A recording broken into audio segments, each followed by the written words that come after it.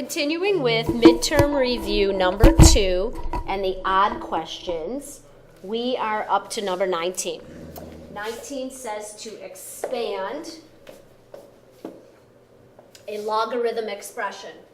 So this is using all of the properties of logarithms. There's a multiplication property, there's a division property, and there's an exponent property. So we have all of these here. I see in the numerator that I have a square root. I'm going to do this step by step. So I have the log of xy to the 1/2 power. I know that I take numerators and subtract the log of the denominator. So I've got that so far from the division. Then I'm going to do the power comes out front, or the exponent comes out front. And here there's a different situation because I don't have an exponent that's on both items. I only have an exponent that's on the 3. So I'm going to deal with that in a different way. What I do see here, though, is that I have multiplication of these 2 logs. So I'm going to take care of those 2 logs and say I have the log of x plus the log of z cubed. Over here, I'm going to do that as well. I have 1/2, but it's both of these, log of x plus log of y, minus log of x plus 3 log of z. And then one more thing, I can distribute that negative and end up with 1/2 log x plus 1/2 log y minus log of x minus 3 log of z. And then it doesn't happen all the time, but I have a subtraction log x and a 1/2 log x here. So I actually have negative 1/2 log x plus 1/2 log y minus 3 log z. So that problem goes for quite a while. 21 says solve the following system of equations algebraically. So I have here y equals 3x, and in this second one, I'm going to cross multiply.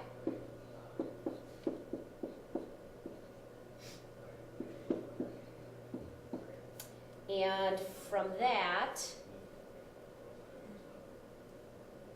I'm going to substitute in now. In place of y, I'm going to substitute in 3x.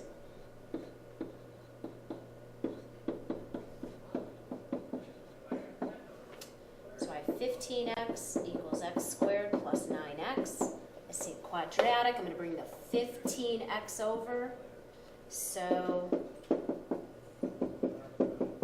x squared minus 6x, brought it over, so now it equals 0.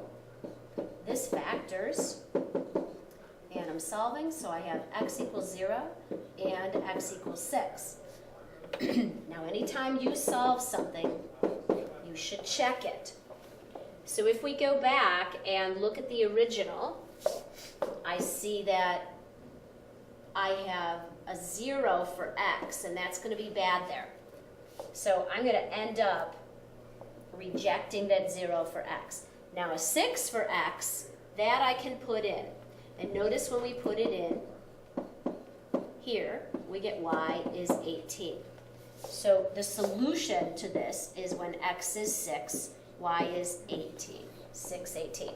And that would be the intersection of the 2 functions. All right. Next question is 23. State the domain and the range of the following function. So we know domain has to do with the x values of the function. And the real question is what can you put in or what's in the table. And the range is the y value of the values that come out, the y values of the function. So if I look at this function, I've got x's there and there. I can pretty much tell, since I don't have an x under a radical or an x in a denominator, that I'm free to choose any x that I want. You could also put this into your calculator as a function, y equals 2x squared plus 5x minus 3. You can look at the table, and you can see there are no restrictions on the x value. So we're going to say for the domain, it is all reals. So you can say x is an element of the reals, or you can just write all reals. When you graph this parabola, though, and I'm not graphing it, but I would encourage you to put it on your calculator, you would see that it does go left and right forever, but as far as up and down forever, it goes up forever, but it does not go down forever. There is a minimum value. Now use your calculator to go find that minimum value. Use second trace min. Go to the left, hit enter, swing around, go to the right, hit enter, and then try and find the minimum, but hit enter. Your calculator will tell you that the minimum value is when x is negative 1.25, but y is negative 6.125. So we know that this minimum point here, the y, is negative 6.125. That tells us that the range is that all our y values are greater than or equal to that minimum value. So there is your domain and range. 25. 25 is the sum and product of the roots question. You need to know these formulas. The sum of the roots of a quadratic is negative b over a. The product of the roots of a quadratic is c over a. So quite simply here, you just want to use the formulas. Grab negative b over a, and you've got the sum of your roots.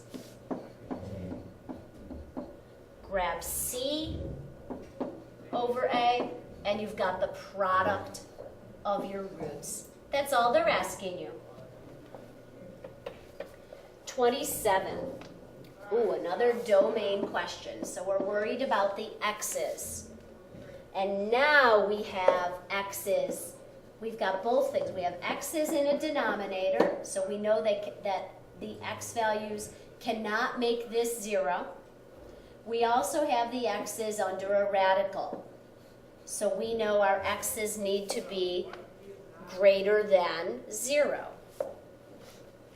Or our x's don't have to be greater than 0, but our under the radical has to be greater than 0. So let's go with that. Under the radical, that expression cannot be 0 because it's in a denominator, and it has to be greater than 0 because it's under a radical. So we're going to solve this quadratic. It factors.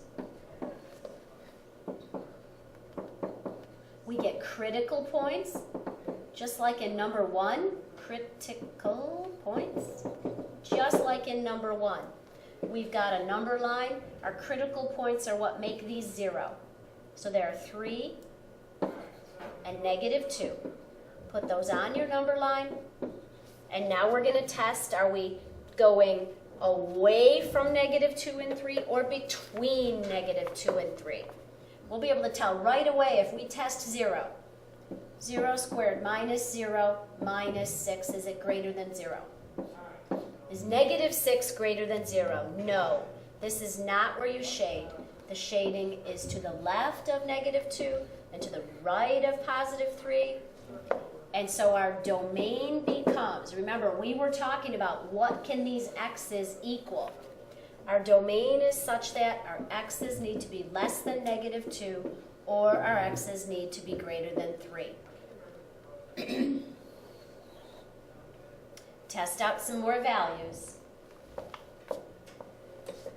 29. 29 is a complex fraction. early in the year, chapters 1 and 2, we simplified complex fractions by figuring out the LCD of all of the simple fractions. We have an x squared and an x and a 1 and an x. So the LCD is x squared. We then take that x squared, and we multiply each expression in the complex fraction by x squared over 1. Some of you actually get that as a denominator all the way through and drop it. That works as well. So we get 1 plus, lots of reducing, xy over x squared y plus x. And these typically go another step. There's nothing to do on top, no factoring on top. But on the bottom, an x we have a GCF of an x. And then once we take that x out of the two terms, we can see this is equal to that, congruent, and we have 1 over x. Don't forget that 1 on top. 31. Which equation defines a relation that is not a function? So remember, functions pass the vertical line test. Functions are also things that you can put in your calculator. So that should say y equals something. So let's see, y equals something, y equals something, y equals something, x equals 6. Okay. This one's going to fail. Also, you should know x equals 6 is a vertical line, and that would fail the vertical line test.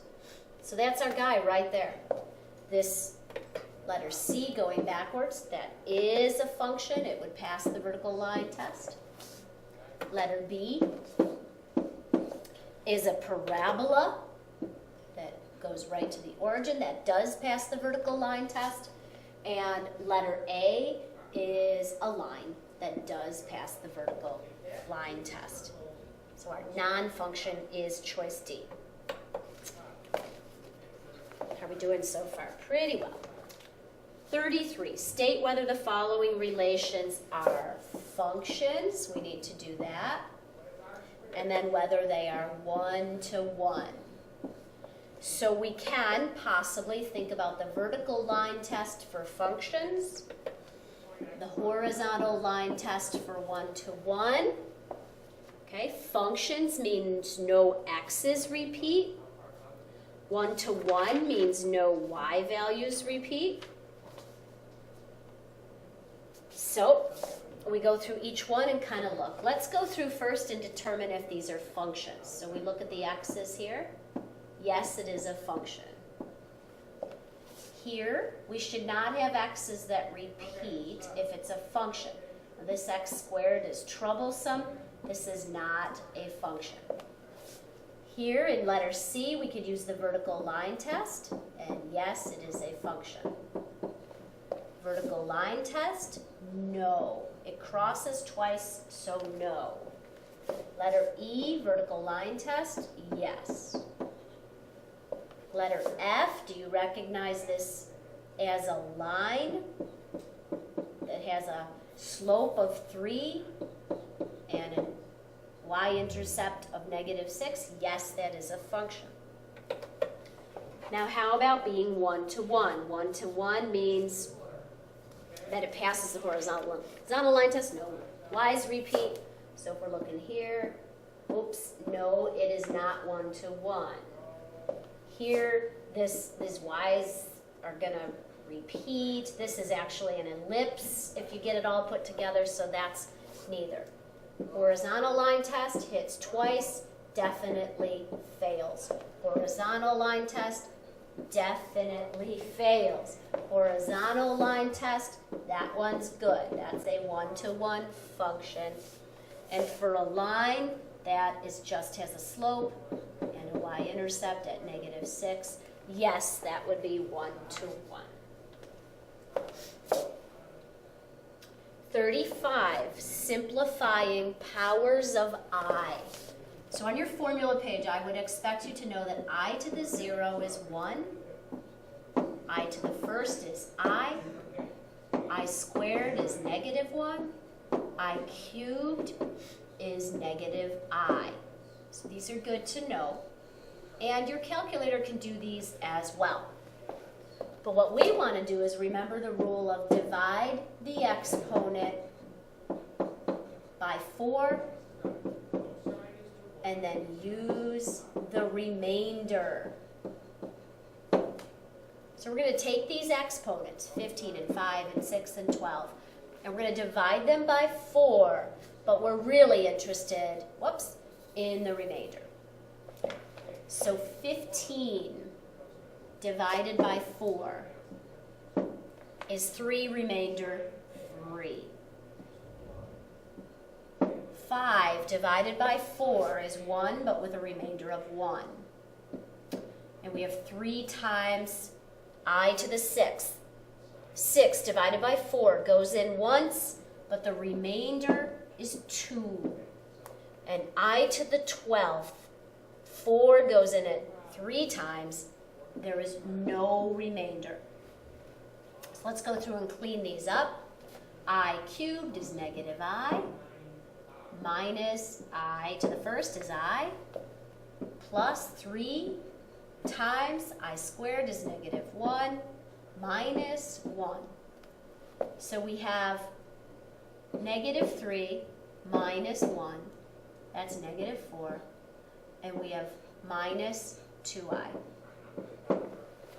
And so altogether, we have negative 4 minus 2i. 37 says to simplify 3 log A minus 2 log B.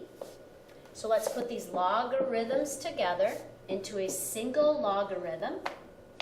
The 3 is an exponent for A, and the 2 is an exponent for B. And subtraction of 2 logs means that we would have A cubed divided by B. So that's the log of, B squared. The log of A cubed divided by B squared. Okay, that's that one simplified. And what's next?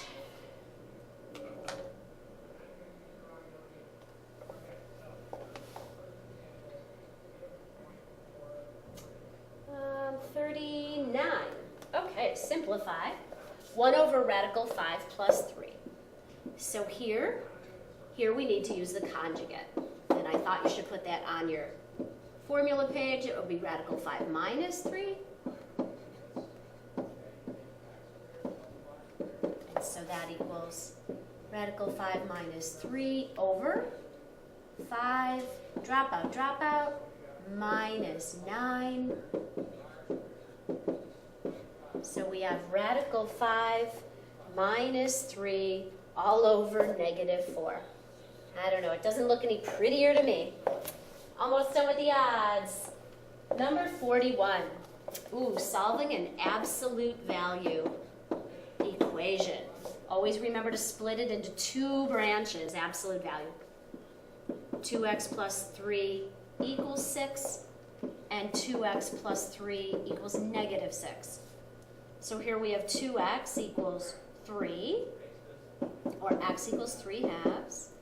And over here, 2x equals negative 9, or x equals negative 9 halves. So we have 2 solutions here, negative 9 halves and positive 3 halves. You could definitely check those.